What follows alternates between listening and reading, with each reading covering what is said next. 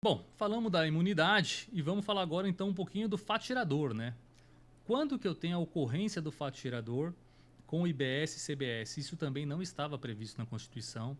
Isso também ficou a cargo da lei complementar. Então a lei complementar ela tinha alguns desafios ali, nos trazia a hipótese de incidência, ela vem e fala, ó, vai ser sobre as operações onerosas. Então isso veio só na lei complementar. Veio agora o fato gerador, a gente estava aguardando qual seria o fato gerador.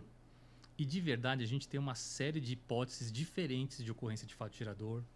E vai demorar um pouco para a gente conseguir amadurecer todo esse entendimento e todas as controvérsias que isso pode nos trazer.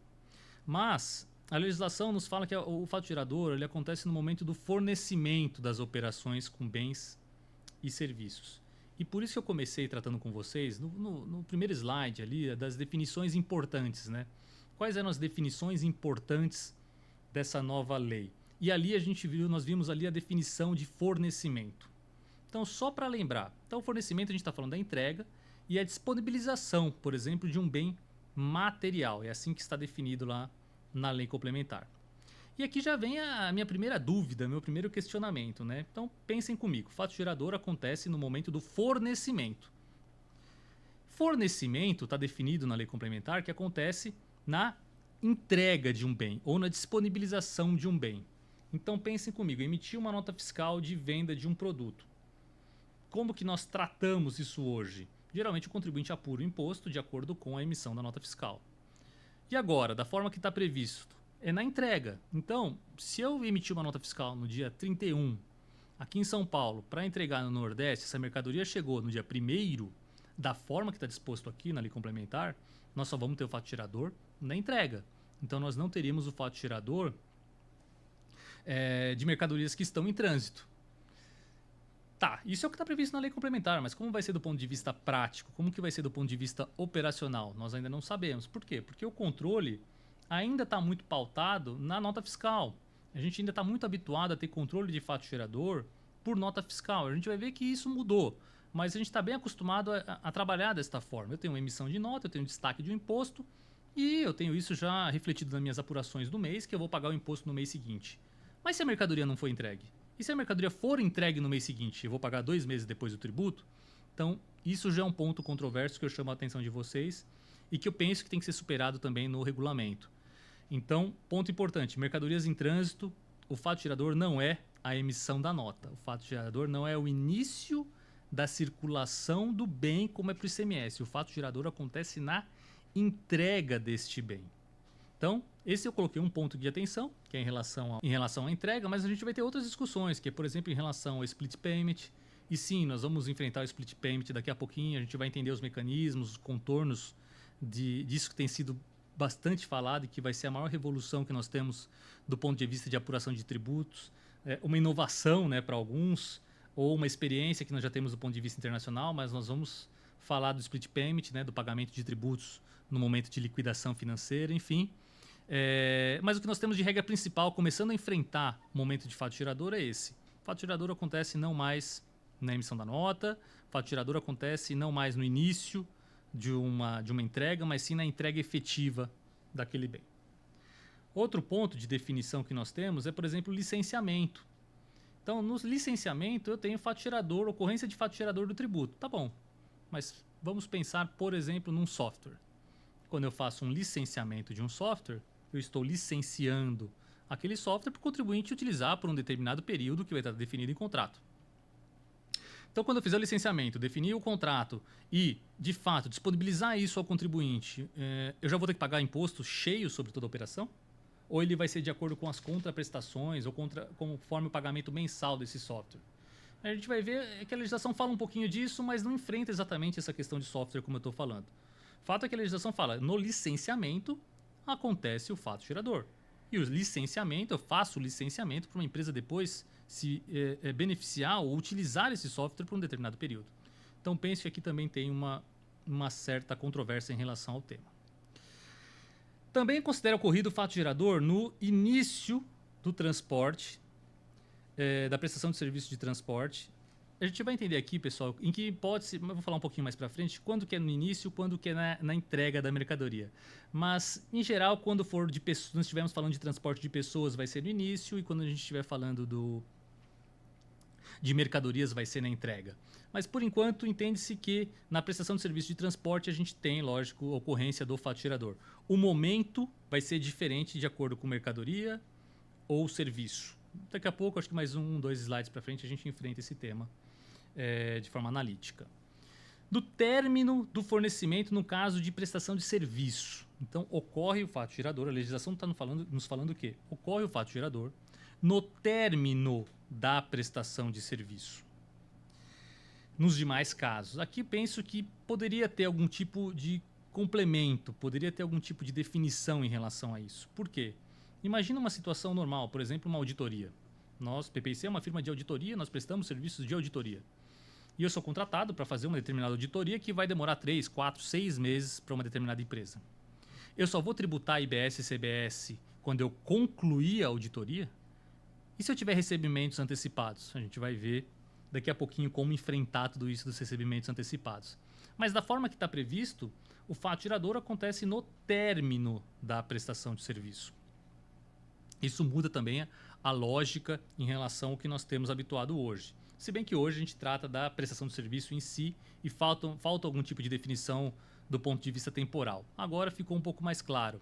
No caso de prestação de serviço, vai acontecer então no término. Outras hipóteses de ocorrência de fato gerador, acho que são mais específicas, como por exemplo, se eu tiver uma mercadoria encontrada sem nota fiscal ou operações que envolvem leilão, licitação, tudo isso também já denota ali a ocorrência do fato gerador. Nós temos fato gerador por regime de caixa, bem específico na legislação, quando forem operações com órgão público.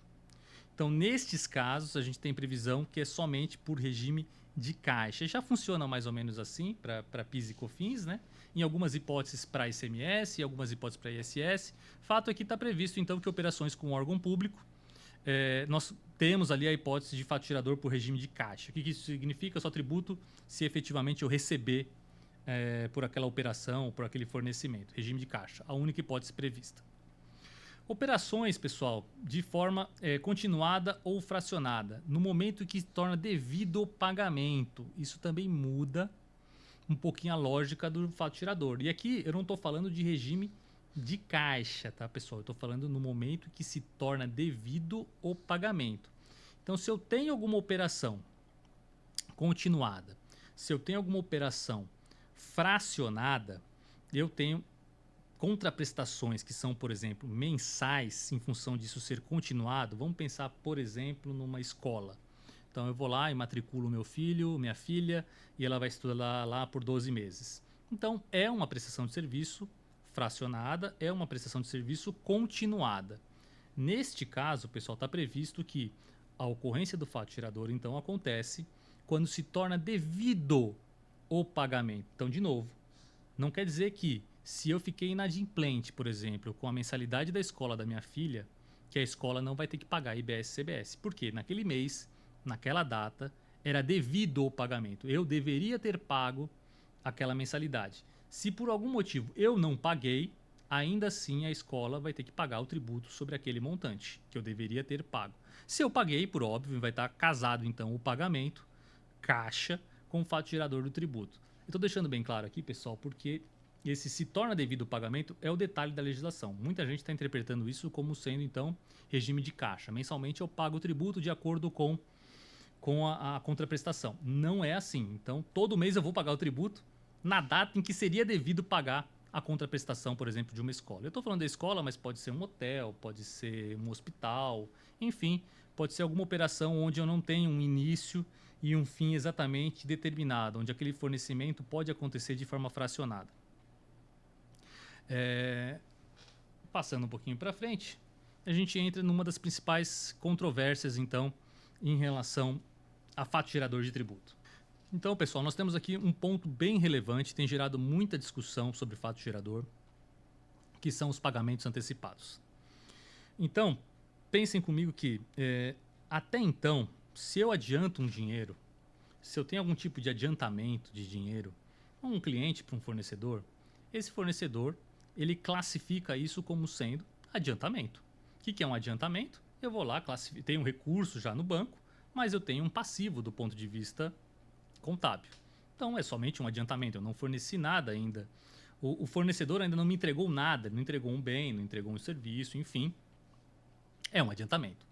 Sobre hipótese de adiantamento, é um tema super controverso, mas que a gente já vem enfrentando ao longo dos anos, onde a gente não tem incidência de ICMS, PIS e COFINS nas hipóteses de adiantamento. Não estou falando, por enquanto, de venda para entrega futura, tá, pessoal? Estou falando de adiantamento. E a legislação veio e nos trouxe essa surpresa, falando, olha, nós vamos ter o pagamento de IBS e CBS nos adiantamentos financeiros. Então, sempre que tiver algum tipo de adiantamento de um cliente para o fornecedor, esse fornecedor vai ter que pagar IBS e CBS. E aí vem toda a discussão. De fato, deveria ter ocorrência do fato tirador? E se esse produto ele está em estoque ou não está? Então, isso não faz mais sentido essa pergunta. Sempre que tiver uma antecipação, eu vou ter que pagar o tributo. E como que o fisco vai controlar isso? É uma outra dúvida. Porque até então, eu pago o tributo indireto de acordo com a emissão da nota fiscal. Então, eu emito a nota fiscal, pago o tributo. Mas quando eu tenho um adiantamento, eu não emito nota fiscal, porque é um adiantamento financeiro.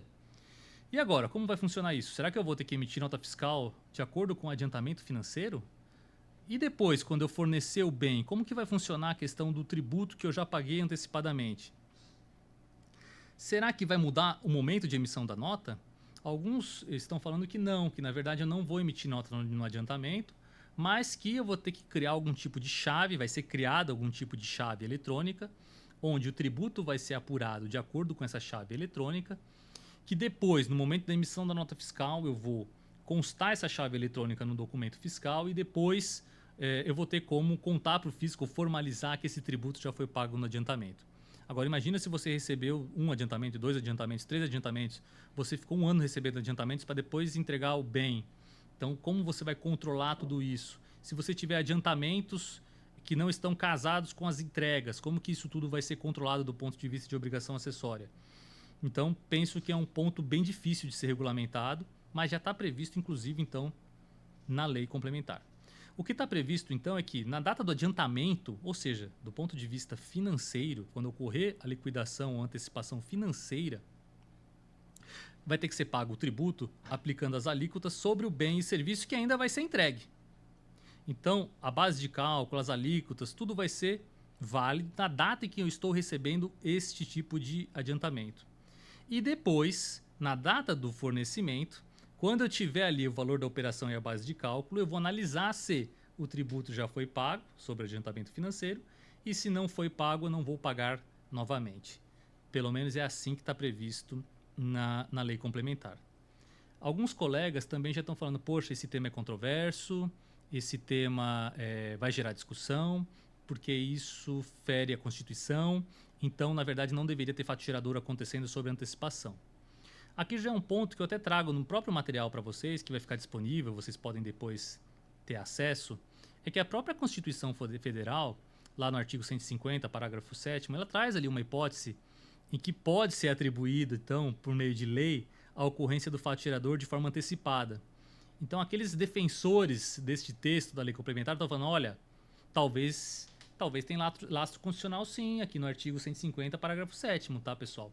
Outros já estão defendendo, falando, não, em hipótese nenhuma poderia ter fato gerador acontecendo de um adiantamento financeiro, porque adiantamento financeiro não é de fato, eu não tenho ali de uma forma concreta a venda ou fornecimento de bens e serviços do ponto de vista oneroso. Bom, deixo para reflexão e principalmente para reflexão dos contadores, de quem opera ali no dia a dia tributário, como que tudo isso vai ser controlado. Eu vou falar mais para frente, daqui a pouquinho, sobre split payment, e a gente vai entender que esse mecanismo, no fim do dia, até que faz algum sentido e, no fim do dia, até que é possível ser controlado. Mas aqui, de cara, eu trago algumas reflexões, né, que eu já até adiantei para vocês. Como vai ser controlada a ocorrência do fato gerador? Como que isso vai ser feito, esse encontro de contas entre o que já foi pago e o que vai ser pago? Como que o fisco vai ter acesso a toda essa base de dados, né? Eu até coloquei aqui também uma outra pergunta. Será que vai ser antecipada a emissão da nota fiscal? Não me parece correto eu ter que emitir nota fiscal para antecipação. Mas se tiver, eu vou emitir 2 vezes a nota fiscal para uma mesma transação, uma para cobertar a entrega e a outra para cobertar o financeiro, não faz mais sentido. A gente não vai ter mais diferença, uma outra dúvida, a gente não vai ter mais diferença de venda para entrega futura e adiantamento de venda? O que isso significa? O que nós temos hoje definido na legislação? Quando eu tenho uma venda para entrega futura de alguma determinada mercadoria, eu tenho que analisar se essa mercadoria está no meu estoque ou não. Se essa mercadoria está no meu estoque e eu decidi ou eu combinei de não entregar a mercadoria neste momento, nós temos definido que sim, eu tenho o fato gerador dos tributos, ICMS, PIS e COFINS. Por quê? Eu fiz uma venda para entrega futura, mas essa mercadoria já estava no meu estoque. Se eu não tenho essa mercadoria no meu estoque e fiz uma venda para entrega futura, também está definido hoje que eu não tenho tributação de ICMS, PIS e COFINS. Então hoje uma das grandes perguntas é: isto é um adiantamento ou uma venda para entrega futura? Se for um adiantamento, não tem tributo. Se for uma venda para entrega futura, está no meu estoque ou não está no meu estoque? Se está no meu estoque, eu tributo. Se não está no meu estoque, eu não tributo. Então todas essas perguntas agora deixam de existir, porque a legislação não separou o que é venda para entrega futura de adiantamento. Ela falou simplesmente: se você tiver algum tipo de recebimento antecipado, você tributa IBS e CBS. Então isso é uma grande mudança que nós temos ali na operação. Pensa comigo também naquelas vendas de antecipação que acontecem, por exemplo, em operações com máquinas e equipamentos. Então o que é bem comum quando eu tenho grandes máquinas ou bens de capital que estão sendo construídos? Eu como fornecedor recebo adiantamentos durante meses. Por quê? Eu vou pegar esse recurso, eu vou comprar insumos que vão me possibilitar construir aquela máquina que eu vou entregar depois para o meu cliente. Então, eu não tenho recurso, eu preciso negociar com o meu cliente para ele me adiantar e eu poder comprar essa matéria-prima. Se isso acontecer como está previsto, pensa que quando eu receber o adiantamento, eu já vou ter que tributar. Só que eu ainda nem comprei os insumos. Se eu não comprei os insumos, eu não tenho créditos ainda na minha operação. E até por isso que a venda para entrega futura tinha essa distinção de ter ou não no estoque. Então eu vou ter que pagar o tributo de forma antecipada, não vou ter nenhum crédito, vou ter que pegar parte desse recurso e já pagar tributo, e depois eu vou comprar os insumos, ou matéria-prima, enfim, aquilo que for necessário para poder produzir aquilo que eu prometi entregar. Então o crédito vai vir depois do débito. E se o crédito vier depois do débito, eu vou ficar com saldo credor. E se eu ficar com saldo credor, aí eu vou ter que entrar nas hipóteses de pedir restituição financeira. E apesar de prometido que isso vai ser rápido, a gente vai ver mais para frente que, do ponto de vista de cronograma, o governo promete entregar esse dinheiro entre 30 e 180 dias. Então imagina você ter um lapso temporal de 180 dias, você já pagou o tributo sobre um adiantamento, depois de 180 dias, depois você vai comprar a matéria-prima, depois você vai ter direito ao crédito, depois que formar esse saldo credor, você vai pedir para o governo, e depois o governo vai te devolver esse dinheiro entre 30 e 180 dias depois. Talvez isso pode inviabilizar muitos negócios que são feitos ou projetos que são feitos de longo prazo. Estou destacando aqui bens de capital, mas todos os projetos de longo prazo com recebimento antecipado tendem a ficar prejudicados em função dessa previsão. Eu destaco esse ponto, pessoal. É um dos mais relevantes e é um dos que está gerando mais debate no meio do ponto de vista de quem opera ali no direito tributário, do ponto de vista dos contadores. Essa é uma mudança que pode impactar o negócio de fato, ter que pagar tributo sobre adiantamentos. E aí já começa a surgir outras ideias, né? Algumas pessoas de cara já falam: tá bom, então eu não vou fazer adiantamento, eu vou fazer um empréstimo. Ao invés de antecipar, eu empresto dinheiro um para o outro. Bom, se você fizer isso, em primeiro lugar, empréstimo está sujeito a IOF, então a operação já começa a ficar cara. Segundo lugar, a legislação já fala que mútuo oneroso está sujeito a IBS e CBS. Então falta definir o que é esse mútuo oneroso. Então pode ser que faça um mútuo e também esteja sujeito a IBS e CBS. Então tudo isso, e por fim, o fisco pode também, por que não, entender que é uma simulação. Né? Porque, como eu disse lá no começo, né, pouco importa a definição jurídica, pouco importa o arranjo jurídico, pouco importa o contrato jurídico para definir. Então não é porque eu fiz um contrato chamando o adiantamento de mútuo que é mútuo. O fisco pode entender e falar: não, na verdade é um contrato de mútuo, mas na verdade isso é um adiantamento porque você já espera receber mercadorias lá na frente. Tem um cronograma de recebimento de mercadorias. Então isso nunca foi um mútuo. Mas o contribuinte já começa a ter ideias já de como tentar evitar esse tipo de incidência tributária.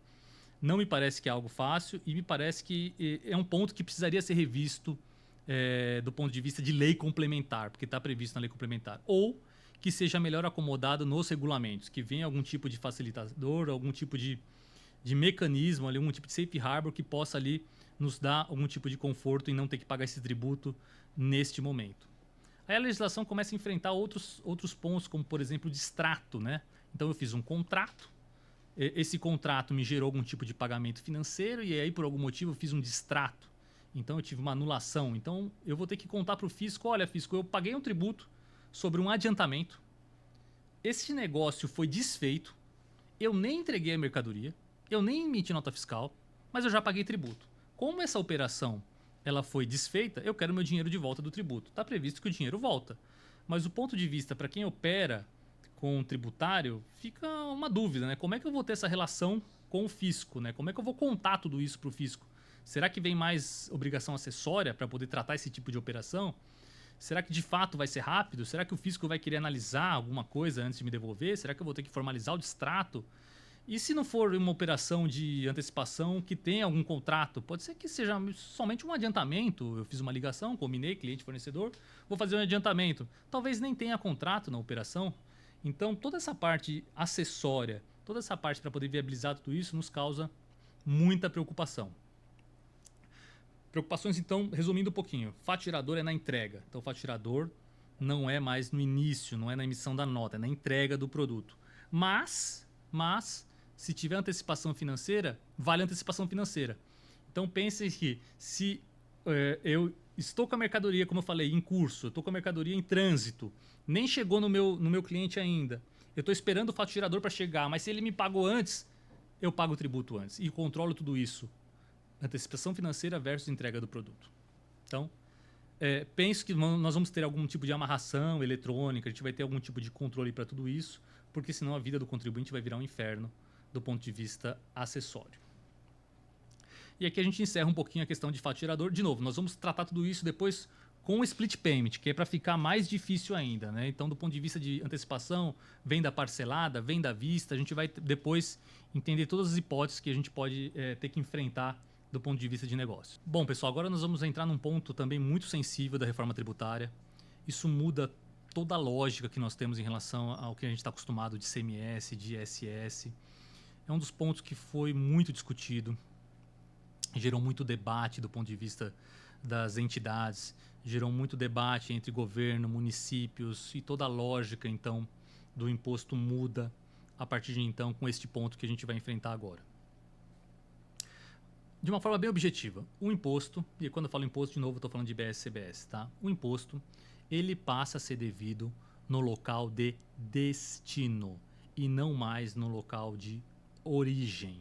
Então, a legislação nos traz a primeira hipótese, e uma das mais relevantes, que no caso de bem imóvel material, considera-se o local da operação com bens móveis materiais o local de entrega. Então, aqui nós estamos num primeiro momento falando então de bens e estamos falando de bens que são materiais, tá? Então a gente está falando daqueles bens que são tangíveis, bens físicos. Neste caso, como funciona hoje em relação ao ICMS? O ICMS ele é sempre devido, ou na maior parte, salvo as exceções, né, salvo a ST e outras hipóteses, o imposto, o ICMS, ele é devido no estado ou no local da origem. E aí sempre foi relevante entender onde está o seu estabelecimento. Então, se o estabelecimento ele está em São Paulo, vendendo uma mercadoria para o Espírito Santo, para onde é devido o ICMS hoje? Para São Paulo, porque é o estabelecimento de origem. Se eu estou importando uma mercadoria por Santa Catarina e ela goza dos benefícios do TTD, por exemplo, para onde é devido o ICMS? Para Santa Catarina. Pouco importa o estado de destino daquele produto. Se eu estou no Espírito Santo operando com uma distribuição de produtos nacionais e lá eu gozo de um compete, um benefício fiscal, o imposto é devido para onde? Para o Espírito Santo, pouco importa para onde eu estou entregando. Agora, com IBS e CBS, essa lógica muda completamente. Pouco importa o estado ou o município onde está o seu estabelecimento. Quando eu estou operando com bem imóvel material, o imposto ele é devido para o destino. Isso muda toda a lógica porque, de novo, toda a estrutura que nós vemos até então foi do contribuinte escolher o local de domicílio em função de carga tributária. Então, eu cansei de fazer planejamento tributário falando para a empresa, olha, ao invés de operar por São Paulo, por que você não cria um centro de distribuição no Espírito Santo? Ao invés de operar por São Paulo, por que você não cria um centro de distribuição em Minas Gerais? Ao invés de ter uma planta, uma fábrica em São Paulo ou no Rio de Janeiro, por que você não cria uma fábrica no Pernambuco? Por que a gente sempre teve esse tipo de planejamento? Porque o que mandava, ou um dos principais fatores na tomada de decisão, era o aspecto tributário. Não era somente o aspecto logístico. É lógico que depois da conta do ponto de vista tributário, a gente olhava a eficiência do ponto de vista logístico. Mas, em geral, um bom planejamento, a gente combinava carga tributária com gastos do ponto de vista logístico. E o tributário, muitas vezes, era o fator que decidia se eu ia para um estado ou para outro. O ganho tributário, em muitos casos, era tão expressivo que valia a pena algum tipo de ineficiência do ponto de vista logístico. Então, nós temos mercadoria que vai para o Espírito Santo e depois do Espírito Santo vai para o Rio Grande do Sul, porque lá no Espírito Santo o contribuinte tem benefício. Isso acontece muito hoje. Então, nós temos muito centro de distribuição, toda uma capilaridade logística, por exemplo, no Espírito Santo montada em função de benefício fiscal. Por que toda essa lógica? Porque os estados, em algum momento, passaram a dar benefícios fiscais para os seus contribuintes. Então, o estado do Espírito Santo fala, olha, vem aqui abrir o seu CD que eu te dou um Compete, que é um benefício fiscal de ICMS. Compete, por exemplo, o contribuinte paga ali, arredondando, paga 1,1% de imposto ao invés de pagar 12%, ou ao invés de pagar 4%.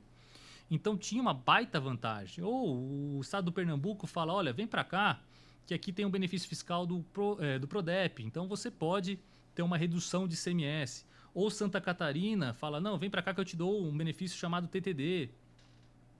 E assim nós temos a chamada guerra fiscal, que foi instalada durante décadas de discussão. Hoje em dia o tema está mais pacificado, porque nós tivemos ali toda a parte de convalidação dos benefícios, os estados chegaram num acordo onde esses benefícios produzem efeitos até o ano de 2032. Não coincidentemente, é o fim da transição que nós vamos ter dos tributos antigos para os novos tributos. Eu estou falando tudo isso porque, a partir de agora, ou com a reforma tributária, não importa mais o estado ou o município de domicílio do contribuinte. Isso implica dizer que todos os benefícios fiscais vão ser revogados. Todos os benefícios, exceto da Zona Franca de Manaus, que nós vamos tratar também. Então, não vai ter mais benefício fiscal do Compete, não vai ter mais benefício fiscal de Santa Catarina.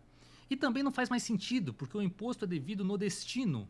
Então, se você está no Espírito Santo, porque o Espírito Santo você tem lá um benefício de ICMS, quando você vender agora do Espírito Santo para São Paulo, o imposto não vai ser mais devido no Espírito Santo, o imposto é devido para São Paulo. Então, o Espírito Santo não tem mais a possibilidade de reduzir imposto para atrair contribuintes. Isso é muito importante, pessoal. Isso muda toda a lógica do ponto de vista tributário. Isso muda de uma forma urgente, que todas as empresas têm que revisitar o seu planejamento tributário.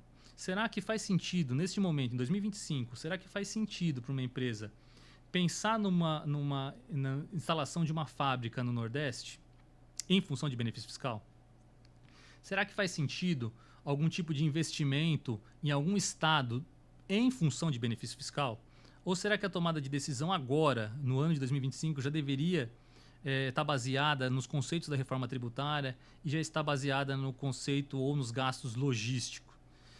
Me parece que sim, me parece que agora a logística, que é o que sempre fez mais sentido, é que vai determinar se eu vou ter um CD em algum determinado lugar do país.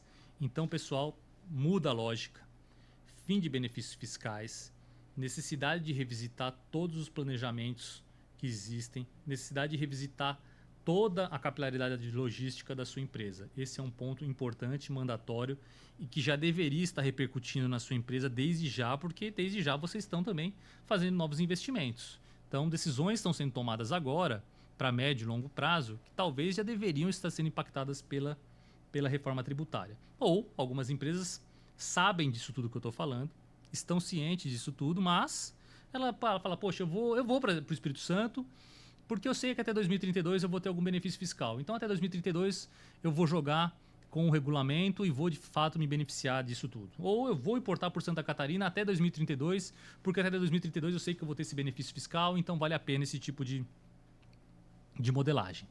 Eu só peço atenção assim, tem que fazer conta. Talvez valha a pena algum tipo de modelagem assim que seja fácil de desmontar. Então, poxa, eu importo por São Paulo, estou com uma carga tributária de ICMS alta. Vale a pena eu importar por Santa Catarina? Vale. Talvez se eu usar uma trade company, se eu fizer uma operação via trade, eu consigo montar a operação e desmontar ela rapidamente até 2032. Ou eu vou operar por Espírito Santo para Compete?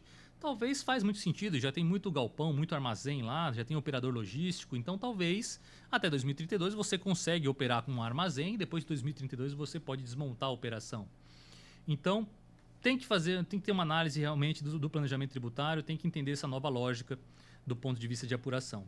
E pensem comigo que eu falei agora há pouco também, eu falei na aula anterior, quando eu estava tratando ali da questão da apuração centralizada. Né? Eu falei para vocês, a apuração vai ser centralizada agora. Né? Então, não importa muito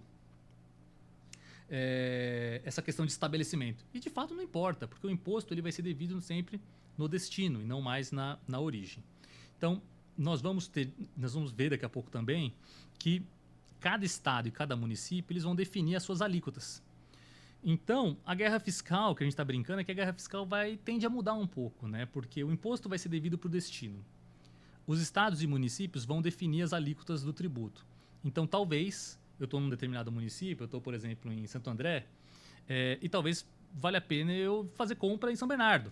Porque talvez São Bernardo, na combinação de alíquotas, tenha uma alíquota menor para o consumo. Então, eu vou comprar em São Bernardo. Eu estou em São Paulo, mas São Caetano tem uma alíquota menor. Talvez eu vou fazer compra em São Caetano. Ou, até mesmo, eu posso pensar agora onde eu vou morar. Então, assim, não mais vai ter uma guerra fiscal para atrair empresas. Mas, talvez, eu vou pensar agora onde eu vou morar, porque talvez naquele estado, naquele município, eu tenha tributos menores e que o meu consumo, então, seja beneficiado. Então, a lógica de empresas deixa de existir, eu passo a ter uma lógica do consumo, eu passo a ter uma lógica de pessoas.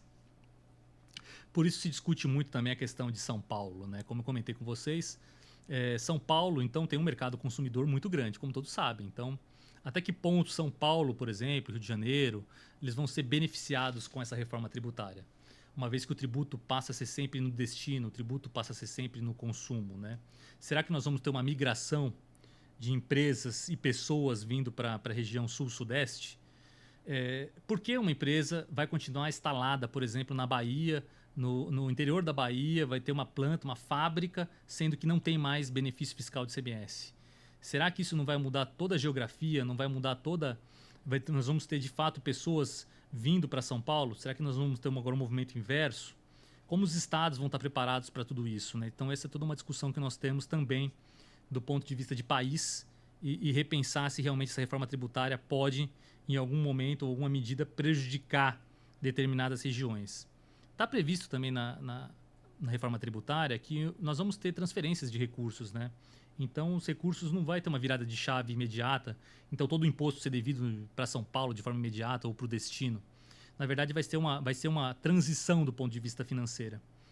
Mas pensem comigo que, apesar dos estados continuarem recebendo por um tempo determinado esses recursos, como que esses mesmos estados vão conseguir segurar as pessoas, né? Como que esses mesmos estados vão conseguir manter empresas, como que eles vão conseguir ter uma geração de empregos. Então, uma coisa é o estado ter o dinheiro do recurso, ter a transferência do recurso, mas se ele não tem mais empregos, né? Se ele não tem uma capacidade de geração de emprego, eu entendo que tende ao estado a ficar um pouco mais pobre. Então, os estados vão ter que se reinventar, vão ter que se organizar para conseguir mudar com toda essa lógica que a gente passa a ter a partir de agora. Então, as empresas têm que pensar no planejamento, os estados também precisam repensar o que tem de atrativo ali em cada região. Mas a operação, então, voltando um pouquinho para o texto da legislação, né, o local da operação com bens móveis material passa a ser, então, o local da entrega. Então, se a gente tem também uma operação de venda à ordem, vendi para um lugar e entreguei em outro à ordem, né, operação por conta e ordem, bem comum também em matéria tributária. O que vai valer é onde eu entrego a mercadoria, tá? Então, se eu vendi para o Rio de Janeiro, mas entreguei a mercadoria em Santa Catarina, por conta e ordem do adquirente no Rio, o imposto vai ser devido para Santa Catarina, vai ser devido para onde foi feita a entrega da mercadoria. E eu estou falando tudo isso, pessoal, com bem imóvel material, mercadoria, bens tangíveis. A lei traz uma série de regras e exceções que não vale ou que não funciona dessa mesma forma. Nós temos operações com bens imóveis. Então, com bens imóveis, o local de recolhimento, o local da operação, é o local onde está o imóvel. Então, o que manda em relação a imóvel é onde está o imóvel. Pouco importa onde está o dono do imóvel, onde está o adquirente do imóvel, onde está a residência do adquirente. Não importa. O que importa nessa transação com o imóvel é o local de domicílio do imóvel. E não só a venda do imóvel, mas a gente vai ver também que, por exemplo, a locação, a intermediação. Então, tudo aquilo que for relacionado a bens imóveis, o que vale para efeito de local da operação é o local de domicílio do bem imóvel. Outra regrinha, se o serviço prestado for sobre uma pessoa física, se a pessoa física tiver fruído presencialmente algum tipo de serviço, vale o local da prestação. Então, por exemplo, se você for num cabeleireiro, você mora em Santo André, e você for num cabeleireiro em São Caetano, o imposto vai ser devido para São Caetano, que é onde você foi até o local do estabelecimento onde teve a prestação de serviço, do cabeleireiro. Então, se você for num hospital, e você mora no município, e você foi em outro município no hospital, vale o local da prestação. Então, vejam, mercadoria, local de entrega, imóvel, onde está o imóvel, serviço sobre a pessoa física, aonde o serviço foi prestado efetivamente. Serviço sobre bens móvel, material e serviço portuário, o local da prestação de serviço. Aqui já é um pouco mais difícil. Ponto que eu comentei também já com vocês. Serviço de transporte de passageiro, de pessoas, ônibus, por exemplo. O que vale é o local de início do transporte. Então, a pessoa física, o Vinícius, foi lá e pegou um ônibus em São Paulo e vai descer no Rio de Janeiro. O imposto é devido para São Paulo. Local de início do transporte. De novo, é o local de início do transporte. Não é o local de domicílio da transportadora ou da dona da transportadora, enfim, da sede da transportadora. O que vale é o início do transporte. Então, se eu fui até a rodoviária do Tietê, peguei um ônibus e vou até o Rio de Janeiro, esse imposto vai ser devido para São Paulo. Quando for uma operação que envolve transporte de carga, muda completamente. O imposto é devido no local de entrega daquela carga. Hoje, para o ICMS, pessoal, é o contrário. Hoje também vale o local de coleta da carga.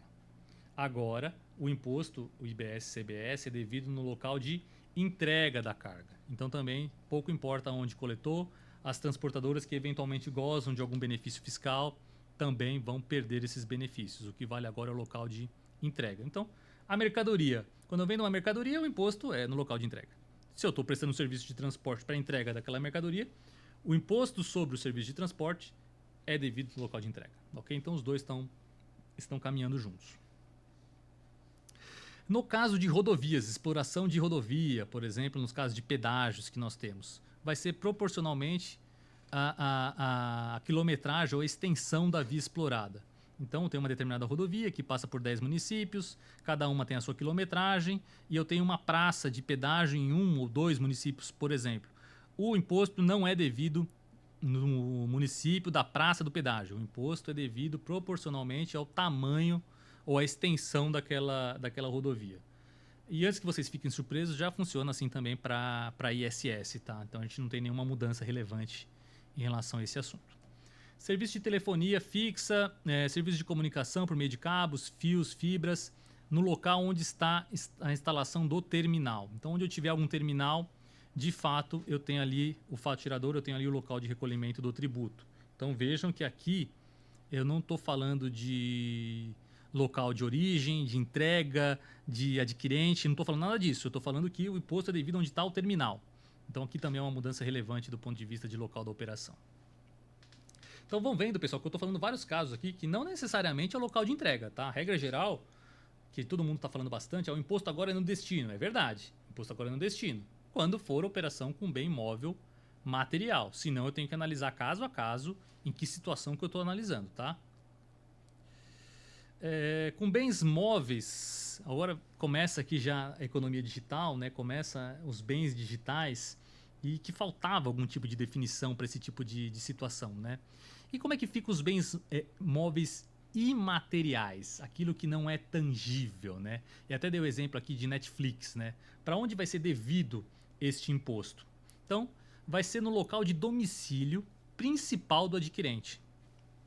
E aqui alguns desafios começam a surgir, né? Por exemplo, eu posso ter duas residências, uma principal, eu posso ter uma casa na praia, posso ter uma casa no interior, enfim. Como superar tudo isso? E aí começam todos os desafios. Então, o imposto é devido no destino. No caso, o destino é o local de domicílio principal do adquirente. Então, no caso de operação onerosa. Então, por exemplo, se eu moro em São Paulo e tenho uma casa em Santos, eu vou colocar lá qual é o meu domicílio principal, São Paulo. E esse imposto, por exemplo, sobre a Netflix, eu coloquei aqui como exemplo, mas qualquer plataforma digital nesse sentido, de streaming, todos esses impostos vão ser devidos, então, no local de domicílio principal. Ou do domicílio principal do destinatário quando for uma operação não onerosa, nos casos que eu comentei com vocês. Aqui a legislação também, pessoal, nos traz outra definição, né? Então, para operações com bem imóvel material. Então, pense que quando eu tenho uma operação com bem imóvel material, e aqui eu estou falando de mercadoria mesmo, né? Bem imóvel material, estou falando de qualquer tipo de mercadoria tangível.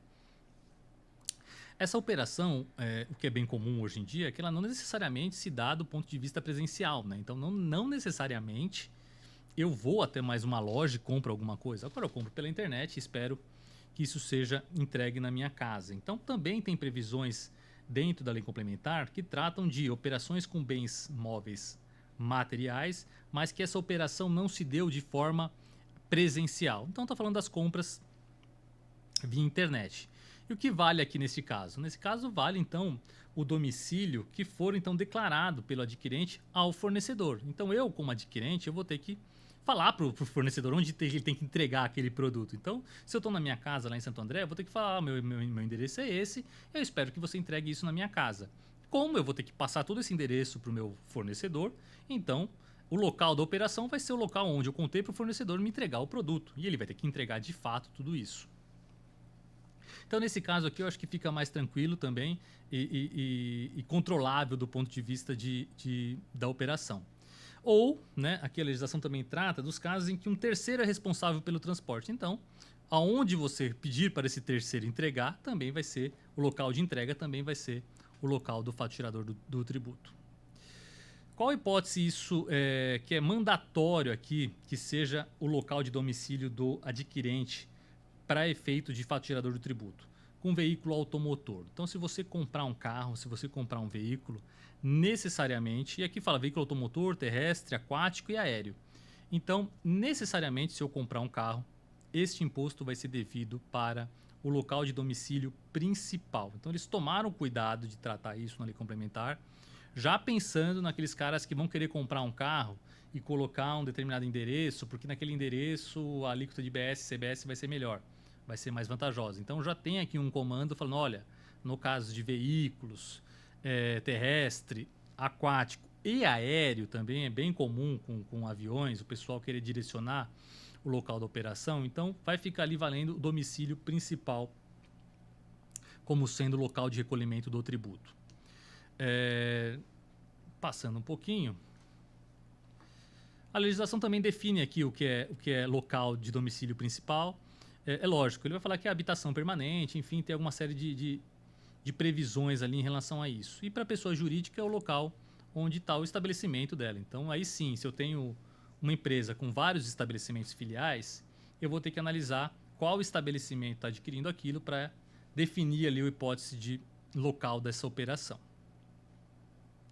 Aqui a legislação também fala que algumas regrinhas que vão ter que ser analisadas para poder definir ali a questão de domicílio principal. Então, o que vai valer são uma série de regras onde o fornecedor vai ter que analisar pelo menos duas delas para definir se aquele é o local efetivo para recolhimento do imposto. Então, vai valer o quê? Vai valer o endereço declarado ao fornecedor, então essa é uma hipótese. Então, o adquirente vai ter que contar para o fornecedor qual é o estabelecimento ou qual é o endereço dele para efeito de impostos. Mas não só isso. Também está disposto que o fornecedor vai ter que ir atrás de outra evidência para falar que aquele é o domicílio principal. Então, por exemplo, vai valer ali o endereço onde consta o arranjo financeiro. Então, o endereço que você tem ali junto a uma instituição financeira. vai estar valendo também onde está o endereço do seu IP. Então, talvez pelo IP o fornecedor consegue ter uma dupla checagem para poder afirmar que ali realmente é o domicílio principal. Mas fato é que agora o contribuinte então vai ter que declarar para o fornecedor, e o fornecedor, por sua vez, ele vai ter que analisar não só a informação que foi dada, mas ele vai ter que ter uma dupla checagem em relação ao local. Mas, felizmente, a legislação também estabelece que se o tributo for pago para o local errado, para o local indevido, quem responde por esse tributo é o adquirente, tá? Então, por mais que o fornecedor ele tem que fazer uma dupla checagem, por mais que o fornecedor tem que verificar realmente o local da operação, tem ali a hipótese de incidência, mas a responsabilidade pelo tributo que não foi pago corretamente fica a cargo do adquirente. Bom, nós encerramos então a questão de local da operação e partimos agora para outro tema que é ainda dentro da regra matriz, que é a base de cálculo do tributo. Dentro da base de cálculo, pessoal, a gente tem algumas pegadinhas, mas de certa forma ela caminhou parecida com o que nós já temos hoje, salvo alguns pontos que são centrais ali. A base de cálculo do IBS e da CBS ele é o valor da operação. Então, se o tributo tem como hipótese de incidência as operações onerosas, por óbvio, a base de cálculo vai ser o valor da operação. Mas a lei complementar também nos traz ali a definição do que é valor da operação e o que entra ou não nessa base de cálculo. Então, pontos importantes. Qualquer tipo de acréscimo decorrente do valor da operação, ela entra na base de cálculo de IBS e CBS. Então, se você negociou um produto por 100 e depois, por um determinado motivo, você teve um acréscimo, falando não é mais 100, agora vai ser 110, a base de cálculo vai ser 110. Sempre que eu tiver algum tipo de acréscimo ou algum tipo de ajuste na operação, isso tem que ser levado em consideração. Uma mudança relevante. Juros, multas, acréscimos e encargos. Tudo isso está previsto como sendo parte da base de cálculo de IBS e CBS. Hoje, nós temos um tratamento separado para juros. Juros é tratado como receita financeira. Multa é tratado como uma receita não operacional. Agora, da forma que está disposto, juros e multa passa a ser tributado por IBS e CBS. E isso já está gerando muita discussão, isso já está gerando muita controvérsia. Será que juros não deveria ser uma receita financeira e, por consequência, gozar da não incidência de IBS e CBS que eu comentei com vocês? É um ponto de questionamento. Fato é que está previsto que tem que pagar IBS e CBS, então da forma que está disposto não tem muita discussão. Salvo questões do ponto de vista constitucional, mas está previsto. Multas. Multas também, uma grande discussão. Multa é uma operação onerosa? Deveria ser sofrer ali incidência? Ou multa é uma sanção por algo que foi feito, pelo descumprimento de algo que foi acordado entre as partes? Será que uma sanção pelo descumprimento deveria ser tratado como uma operação onerosa sujeita a IBS e CBS? Fato é que está previsto e vai ser objeto também de tributação. Então esses são os dois principais pontos ali entre juros e multas que eu destaco para vocês. Descontos concedidos sob condição. Aqui, pessoal, a gente já está bem acostumado em relação a isso, né? Descontos condicionais e descontos incondicionais. Então, aqueles descontos que são concedidos sob condição, eles integram a base de cálculo de IBS e CBS. Qual é o exemplo mais comum que nós temos disso? Por exemplo, o prazo de pagamento. Eu faço uma venda para você de um determinado produto ou de um determinado serviço, emito a nota, emito o boleto e coloco lá. Se você me pagar até o dia 5, vencimento é dia 30, mas se você me pagar até o dia 5, eu te dou um desconto de 10%. É um desconto sob condição. Então, qual é a condição? Você pagar de uma forma antecipada. Neste caso, o desconto sob condição, ele não é abatido do preço, ele não é abatido da base de cálculo do tributo. Então, nessa situação, eu vou pagar o tributo sobre os 100. Então, eu não vou abater os 10%. Então, esse tributo sobre condição continua integrando a base de cálculo dos novos tributos IBS e CBS, assim como já funcionava para ICMS, assim como já funcionava para PIS e COFINS. Então, continua tendo a figura de descontos condicionais e incondicionais. O valor do transporte cobrado. Então, também já funciona assim hoje para ICMS, também já funciona assim hoje para PIS e COFINS. Se eu te vendo uma mercadoria por 1.000 e vou te cobrar R$50 para poder entregar essa mercadoria, eu tenho que tributar ICMS sobre 1.000 1.050. Se eu estou vendendo por 1.000, estou te cobrando 50 para entregar esse produto, ainda que o transporte seja próprio ou de terceiro, a base de cálculo de PIS/COFINS é a minha receita total, então 1.050. Com IBS e CBS é a mesma coisa. Então, o valor do transporte, quando cobrado, integra a base de cálculo desses tributos. E a gente vai ver também que vai ser tributado com as mesmas alíquotas daquele produto que está sendo entregue. Então, ele integra a base de cálculo. Se ele integra a base de cálculo, as alíquotas são as mesmas.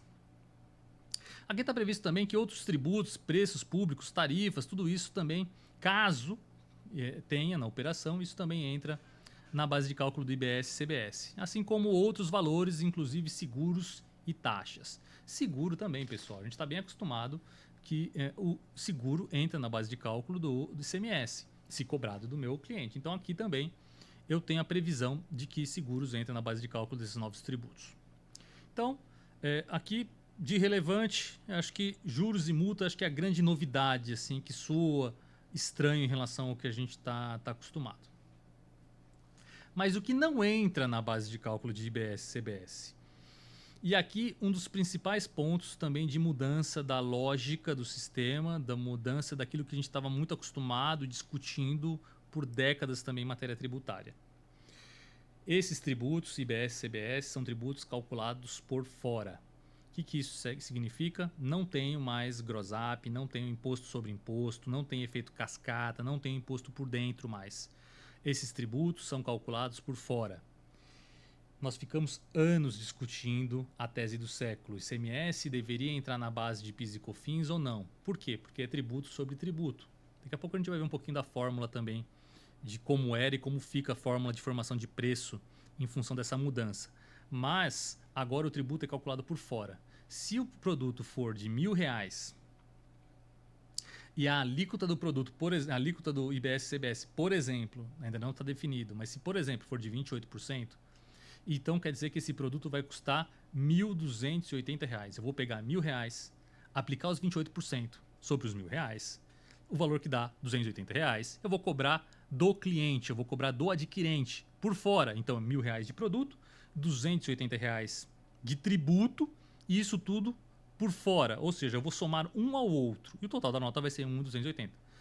O cliente, salvo a hipótese de split payment, vai me pagar R$1.280. Isso muda toda a lógica que nós temos hoje. De fato, o tributo passa a ser mais simples e a gente passa a ter muito mais transparência na relação entre contribuinte, governo e população. Agora, a população, os adquirentes, passam a ter transparência sobre aquilo que ele está pagando pelo produto e o quanto ele está pagando de tributo. Hoje, considerando que o cálculo é por dentro, ICMS na base de PIS/COFINS, esse caiu, né? Mas PIS/COFINS na base de ICMS, por exemplo, ao contrário, não caiu.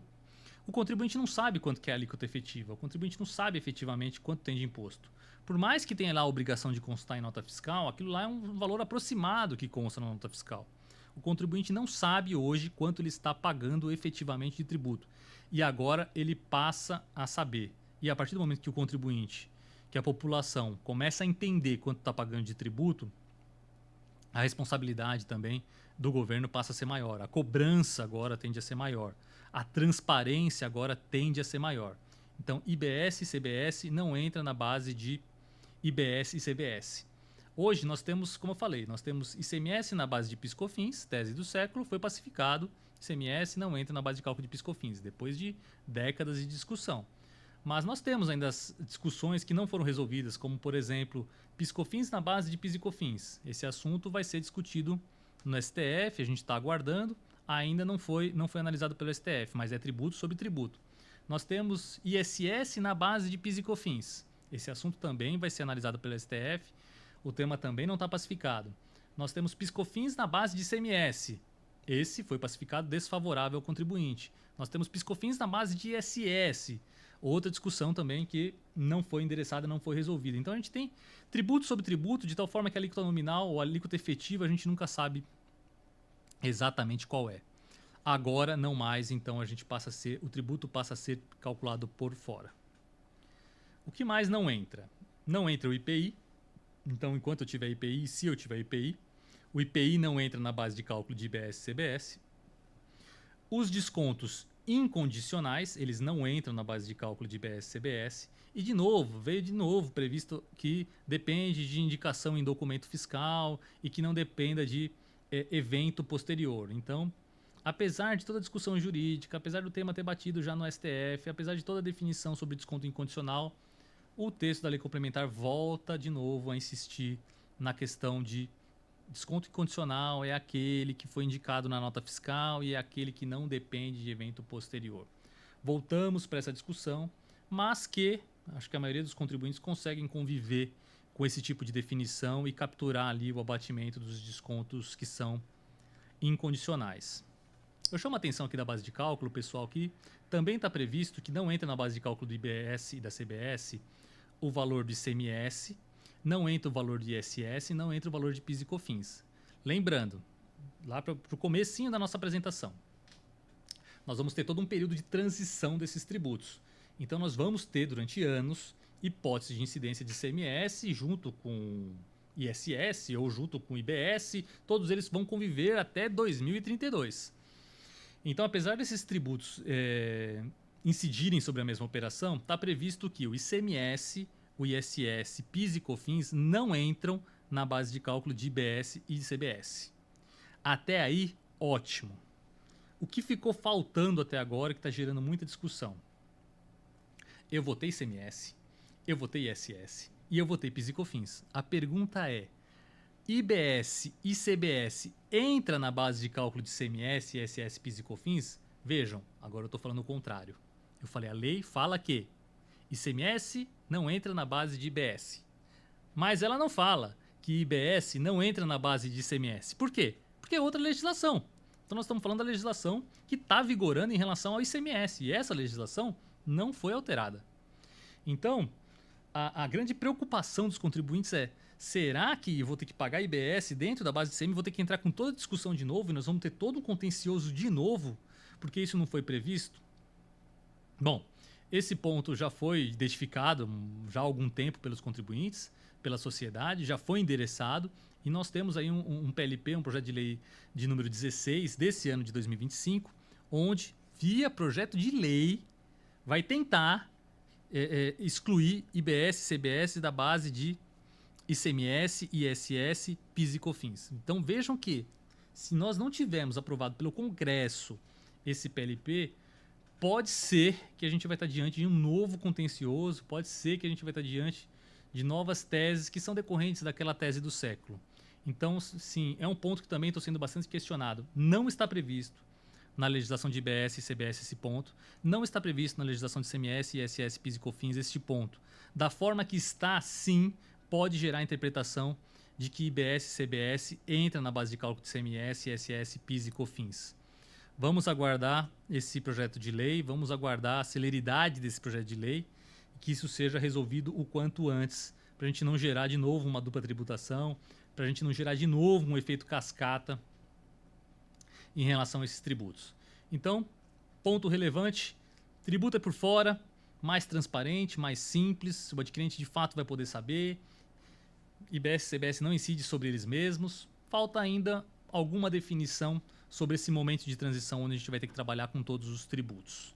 Esse é um ponto bem sensível que a gente vai ter que enfrentar nos próximos meses e acompanhar esse projeto de lei que deve tramitar pelo Congresso Nacional. Bom, aqui a gente fecha a regra principal da questão de base de cálculo, mas a gente começa a enfrentar alguns detalhes também que a legislação nos traz. Lembra que eu conversei com vocês também sobre operações que são entre partes relacionadas. Aqui já é um ponto importante. A legislação fala que a base de cálculo corresponde ao valor de mercado se essas operações foram realizadas entre partes que são relacionadas. Então, se eu tenho uma empresa, duas empresas do mesmo grupo, e eu comentei com vocês que eu vou tratar esse termo, empresas do mesmo grupo, para ficar um pouco mais didático, mas se eu tenho uma empresa A vendendo para uma empresa B e essa empresa ela é do mesmo grupo, essas empresas precisam transacionar a valor de mercado. E o que a legislação define como valor de mercado? Ela fala, olha, você precisa praticar o mesmo preço que seria praticado se essa transação fosse feita com empresas independentes. Até aí parece fácil, né? Agora pensem que a empresa agora vai ter que saber, se ela estiver transacionando com alguém com uma parte relacionada, ela vai ter que agora identificar qual seria o preço que ela estaria praticando, né, efetivamente, se não fosse com uma empresa vinculada. Nós temos muita discussão em relação a isso, principalmente quando a gente pensa em matéria de transfer price. Porque, de novo, operações sujeitas ao transfer price, e aí transfer price, quando a gente fala de transfer price, a gente está falando de matéria internacional, né, de importação, de exportação. A gente já tem uma série de desafios para poder conseguir falar que aquela operação seria valor de mercado ou não, ou o que seria o valor de mercado. Então, não está claro, por exemplo, se a gente vai poder usar um benchmark. E se eu for usar um benchmark, qual vai ser a base de dados que a gente vai poder utilizar para poder comparar preços? Nós temos base de dados para poder comparar preços? A gente já sabe que não, né? A gente não tem muito acesso à base de dados para essa finalidade. Para efeito de transfer price, a PPIC, a gente tem uma parceria com o Moody's, então a gente tem acesso a uma base de dados internacional que nos dá ali uma boa amplitude de base de comparação de transação. Mas isso vale com foco em transfer price e isso vale com foco em matéria internacional. Então, por exemplo, será que o fisco vai aceitar que eu utilize uma base como o Moody's, que eu uso hoje como fonte de dados para fazer uma comparação? Se não, da onde eu vou tirar essa base comparável? Se eu estou transacionando com uma parte relacionada e eu tenho a mesma transação com uma não relacionada, eu vendo para uma empresa do grupo e vendo para empresas que não são do grupo. Ok, fica até um pouco mais fácil. Eu olho para quanto eu vendo para essas empresas e vejo se eu estou praticando o mesmo preço. Mas e se eu só vendo para a empresa do grupo? Eu vou comparar com o quê? Qual vai ser minha base comparável? Isso tudo não foi definido ainda pela legislação. A legislação só falou o seguinte: olha para a sua operação e veja se você está praticando o mesmo preço que você praticaria com uma empresa com uma parte não relacionada. E deixou a cargo ali do contribuinte esse desafio. Então, aqui a legislação está falando que eu tenho que utilizar valor de mercado na operação. Então, esse mesmo comando vale para a operação que eu não tenho valor da operação. Então, por exemplo, uma bonificação não tem valor, por exemplo, ou um brinde não tem valor, por exemplo. Então, eu vou ter que usar valor de mercado. Operação sem valor determinado é um caso. Operação que não esteja representada em dinheiro. Então, se eu tenho uma transação de permuta, por exemplo, a gente viu que permuta está sujeita a IBS e CBS. Se eu tiver uma operação de permuta, eu não tenho talvez ali uma referência em dinheiro e mesmo assim eu vou ter que fazer a valor de mercado a incidência de IBS e CBS. E as operações entre partes relacionadas que eu comentei, aí sim vem todo esse desafio de ter que fazer o benchmark ou não. Quando eu tenho a hipótese de venda de uma empresa para outra do mesmo grupo, o que a gente tem hoje em matéria tributária? Nós temos a previsão da interdependência do IPI, que ela fala, olha, se as empresas forem interdependentes entre si, você tem que praticar o preço corrente na praça do mercado atacadista do remetente. Uma baita discussão sobre o que é isso.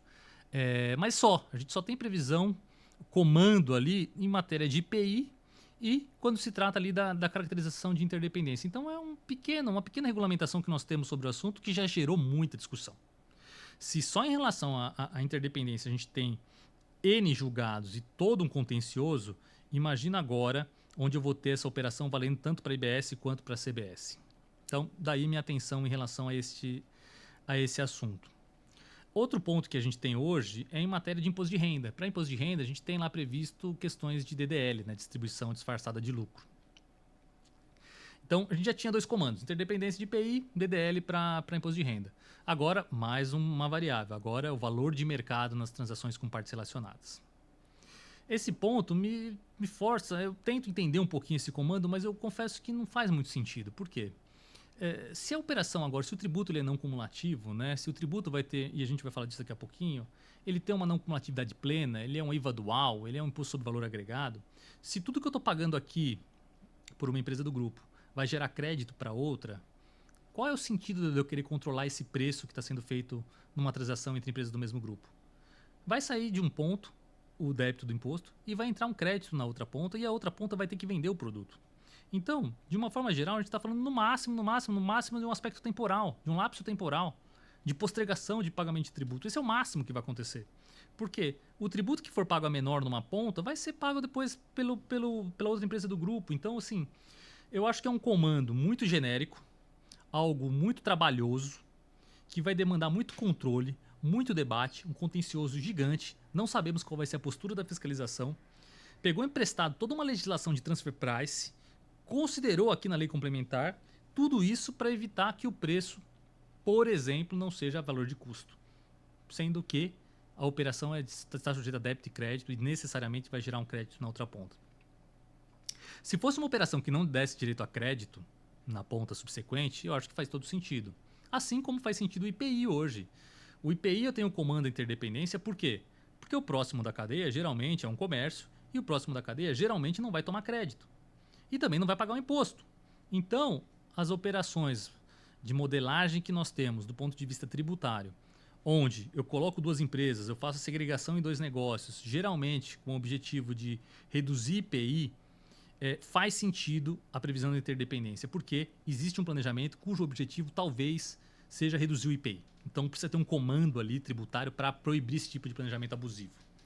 Agora, se eu tenho débito e crédito em todas as pernas, se eu tenho o fim dessa incidência monofásica, dessa incidência em uma fase única, não me faz muito sentido esse tipo de comando. E aproveitando o gancho, pessoal, também vamos refletir em relação a isso, né? Esses tributos, eles passam a incidir em todas as etapas da cadeia, tá? Então nós não temos mais hipótese, por enquanto, de substituição tributária, de ST. Nós não temos mais hipótese, por exemplo, de um tributo com uma característica do IPI, salvo o imposto seletivo que nós vamos falar, né? A gente não tem IBS e CBS que só incidem em uma etapa da cadeia. A gente não tem mais incidência monofásica de tributo, como a gente tem, por exemplo, com cosméticos, como a gente tem com uma série de produtos hoje, de autopeças, de veículos, onde o tributo incide só no primeiro da cadeia e não incide mais nos demais agentes da cadeia. Tudo isso, pessoal, deixa de existir.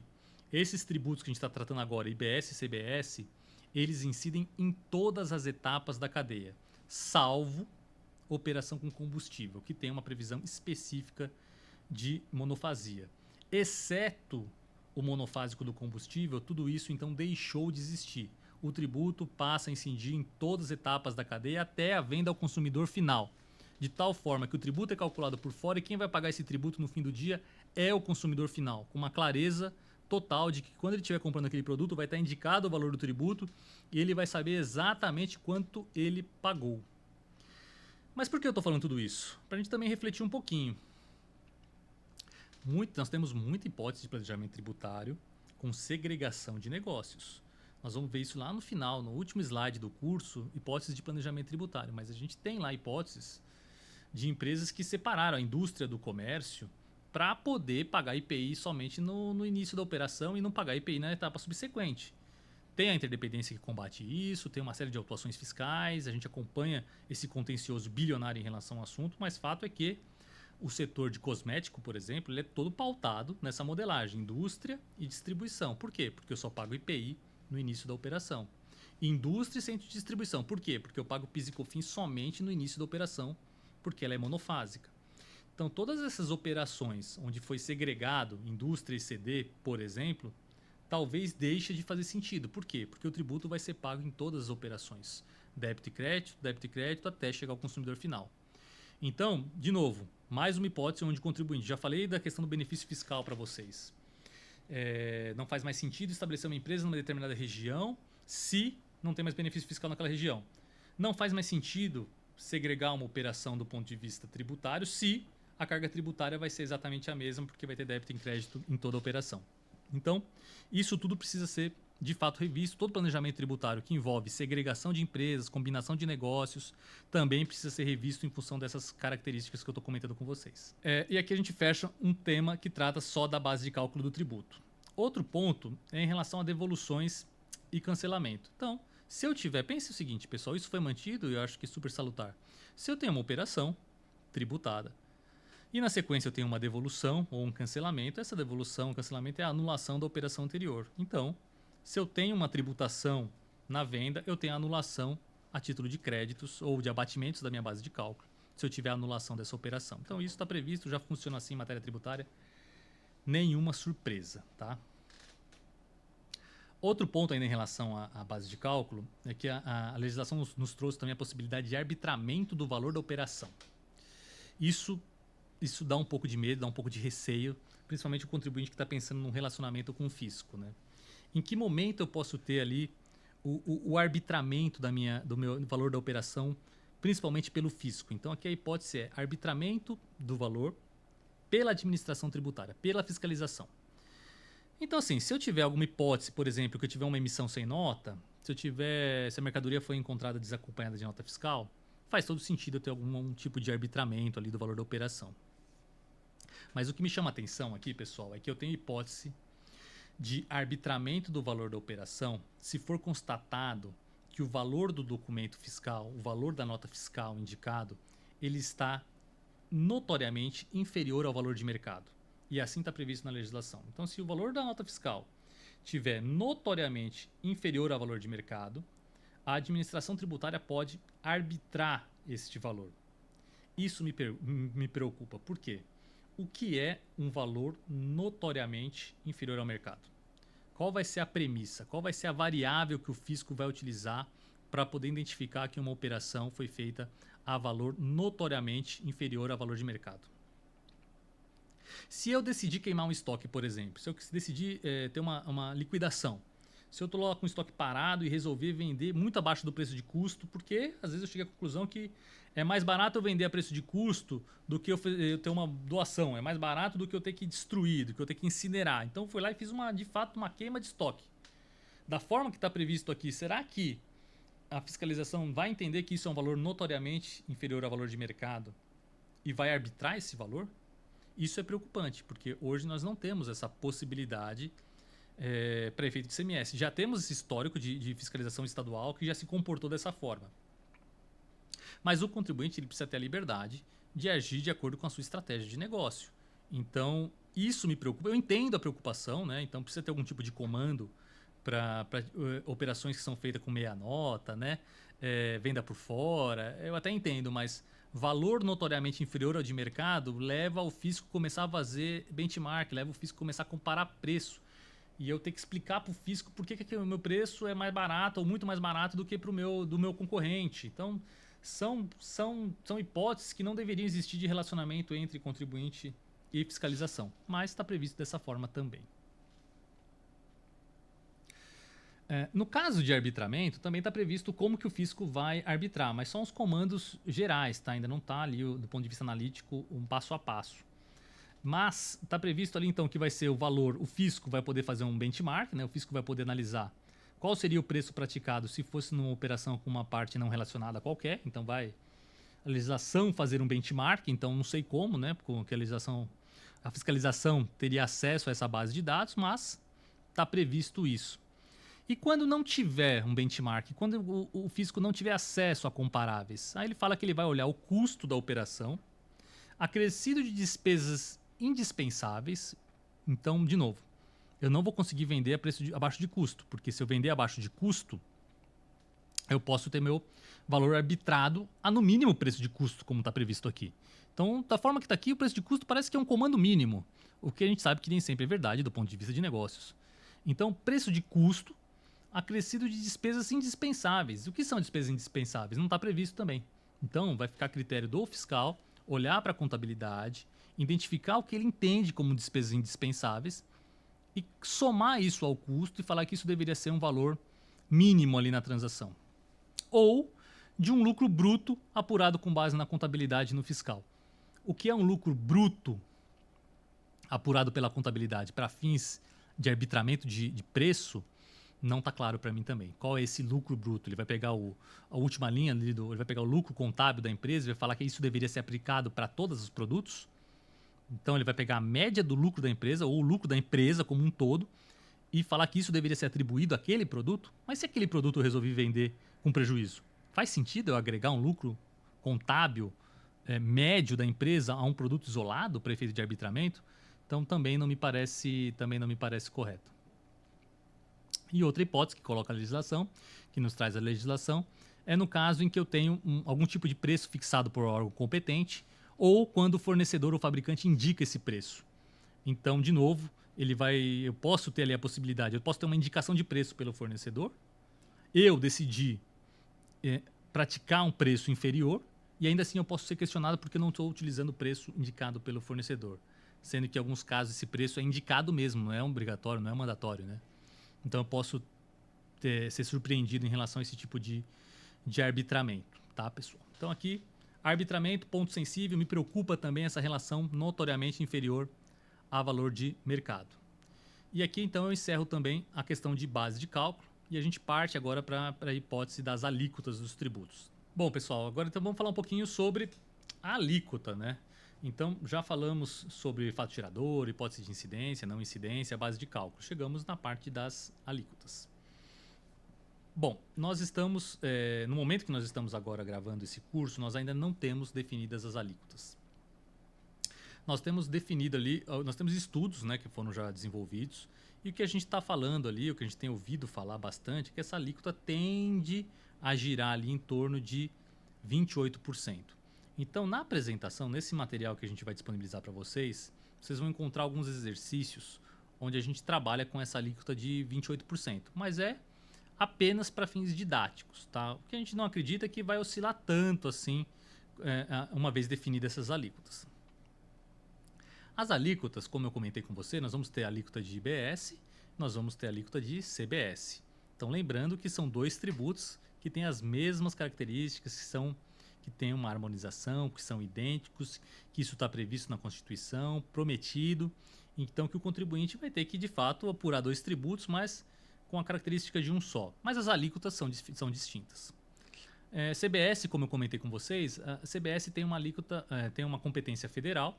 Então, quem vai definir essa alíquota é a União. Já IBS, ela é um mix da definição dos estados e dos municípios. Lembrando que eu comentei que uma das principais regras é que o imposto é devido no local de destino, né, quando for com mercadorias, com bens materiais. Então, se o imposto é devido no local de destino e a gente tem aí mais de 5 mil municípios, então pense que nós vamos ter um mix de estados e municípios definindo a alíquota do IBS. Então, a gente pode sim, numa combinação matemática, ter mais de 5 mil alíquotas desse tributo. E eu estou falando só desse tributo IBS porque CBS é da União, então quem vai definir essa alíquota é a União. E os estados que antes tinham uma força muito grande, isso foi muito discutido na reforma tributária, os estados antes tinham muito mais autonomia, os estados definiam seu regulamento, os estados definiam ali suas interpretações de legislação, os estados tinham ali um contencioso administrativo, os estados regulamentavam todas as transações e aspectos tributários, base de cálculo, os estados definiam alíquotas de produto e a gente tinha uma série de alíquotas dependendo do produto.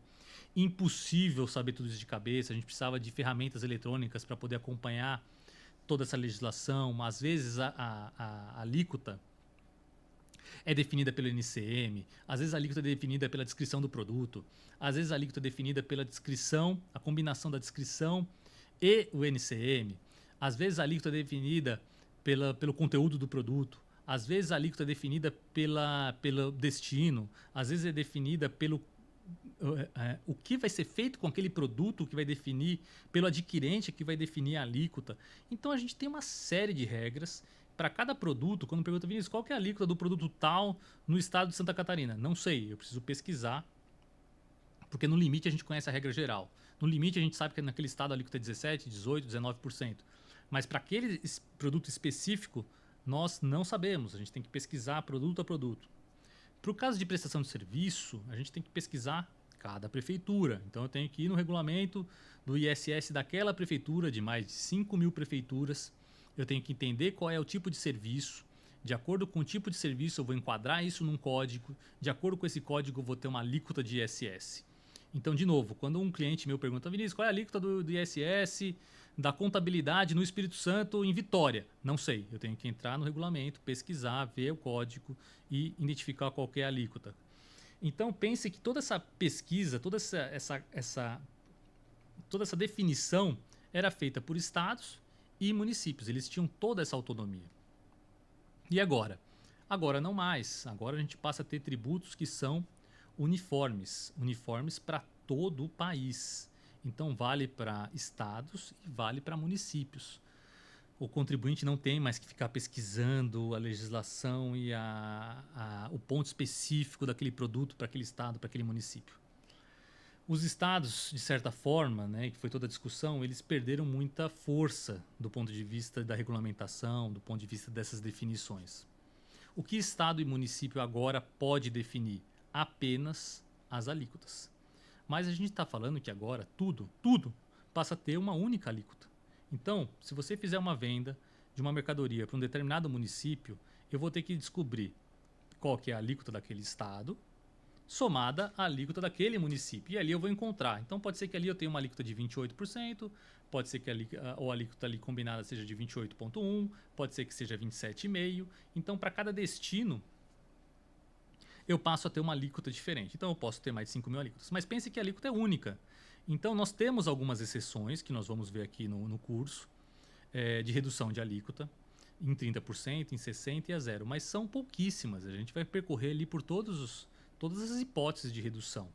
E essas reduções valem para todo o país, para todos os estados, para todos os municípios. Então, uma vez definida uma alíquota padrão para aquele estado e município, os redutores previstos na legislação valem para todos sobre aquela alíquota padrão. Nós vamos ter uma alíquota de referência, né?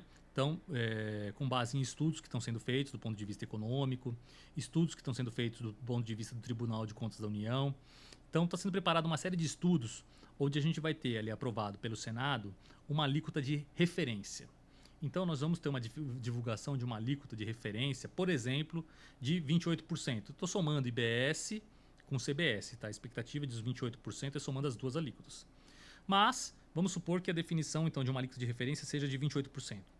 Essa é uma alíquota de referência pautada principalmente na expectativa de arrecadação. Então, pensando que nós não vamos ter nenhum acréscimo de arrecadação, porque uma das promessas da reforma tributária também é que nós não vamos ter aumento de arrecadação. A gente sabe que vai ter distorções entre um setor e outro, a gente vai abordar um pouco disso também. Mas um dos pilares da reforma tributária é que não tem aumento de arrecadação. E até esse foi um dos pilares como forma de compromisso para isso poder passar no Congresso. Porque se ficasse ali evidente um aumento de arrecadação, talvez nós não teríamos isso tramitado pelo Congresso. Ao passo também que a gente, pela estrutura que nós temos, também não é esperada nenhuma redução de carga tributária. Então, os estudos que estão sendo feitos, e a alíquota de referência, ela vai ser feita de tal forma que a gente tenha um equilíbrio do ponto de vista de arrecadação tributária. Mas, de novo, é uma alíquota única. Então, se é uma alíquota única que vai valer, sei lá, 28%, não é esperado que não tenha distorções entre os diversos agentes da cadeia. É lógico que o setor de serviço vai sentir de uma forma, é certo que o setor de indústria vai sentir de outra, e o comércio também. E dentro da característica de cada empresa, cada uma vai sentir diferente, porque a gente está falando de uma única alíquota. Então é impossível definir uma única alíquota. Pega todo o sistema que existia, deixa de lado, coloca ali um novo sistema com uma única alíquota e esperar que isso não tenha distorções do ponto de vista de uma análise individual de cada agente da cadeia. É lógico que isso vai ter muita distorção. De novo, essa é uma alíquota de referência média, para não ter acréscimo de arrecadação. Mas todo o nosso sistema, toda a nossa modelagem de negócios vai ser afetada. Toda a cadeia vai ser afetada. E é esperado que tudo isso seja reajustado nos preços dos produtos, de bens e serviços, utilizando o termo da legislação. Então, de novo, nós vamos ter uma alíquota de referência, isso vai ser pautado em estudos, mas estados e municípios vão ter autonomia, até por previsão constitucional, de definir as suas alíquotas. Então, isso é somente uma referência que vai ser dada aos estados e municípios. É lógico, se o estado, o que não é esperado, são grandes distorções ou desvios em relação à alíquota de referência. Por quê? O estado, de acordo com a sua política ou a sua gestão, ele pode ser efetivamente cobrado por toda a sociedade. Então, se o estado, a alíquota de referência, divulgada nacionalmente, é de 28%, o Estado coloca uma alíquota superior, arrecadando mais, a população vai cobrar aquele governante. Então, isso vai ser uma medida impopular. Ele está cobrando mais imposto, isso está prejudicando o consumo daquele estado ou região, município, e a população vai cobrar, falando, por que aqui no meu município eu pago mais tributo do que no município vizinho? Então, tem uma tendência dos estados e municípios não alterarem essa alíquota de forma significante.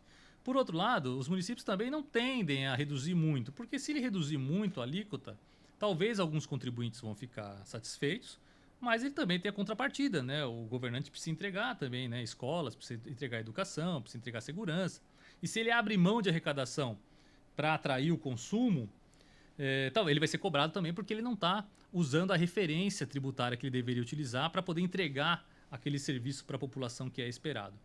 Então, de um lado, estados e municípios tendem a perder força, na minha opinião, ele perde força sim.